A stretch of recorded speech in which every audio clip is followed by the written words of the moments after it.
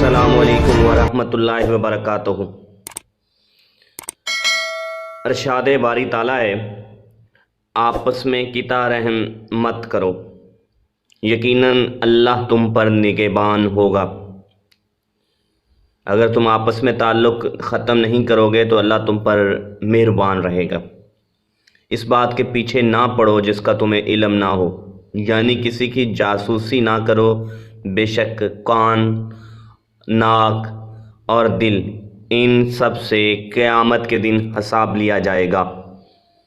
اس قرآن کا مقصود لوگوں کو سمجھانا ہے، لیکن ہدایت اور نصیحت تو اس سے وہی لوگ پکڑتے ہیں جن کے دل میں خدا کا خوف ہوتا ہے۔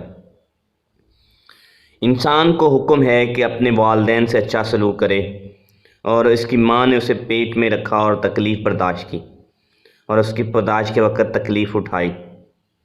جو اللہ کی راہ میں اپنا گھر بار چھوڑتے ہیں مظلوم ہو کر، ضرور ہم دنیا میں ان کو اچھی جگہ دیں گے۔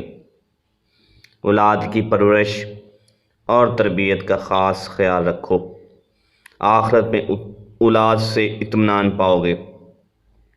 ایمان والے صرف اللہ کی راہ میں لڑتے ہیں، اور کفار شیطان کی راہ میں لڑتے ہیں۔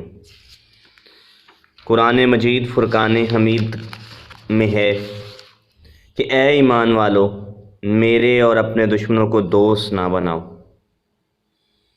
اے مسلمانوں، زیادہ لینے کی نیت سے کسی پر احسان مت کرو، اور بہترین چیز جو ہے وہ زاہد و تقویٰ ہے۔ بے شک جو ایمان لائے اور نیک عمل کیے ان کے لیے بے انتہا ثواب ہے۔ امید ہے کہ اللہ تعالیٰ مجھے اور آپ کو ان باتوں پر عمل کرنے کی توفیق دے۔ ہماری آخرت سنوارے چینل کو سبسکرائب کر لیں تاکہ اتنی بڑی دنیا میں ہم دوست بنے رہیں۔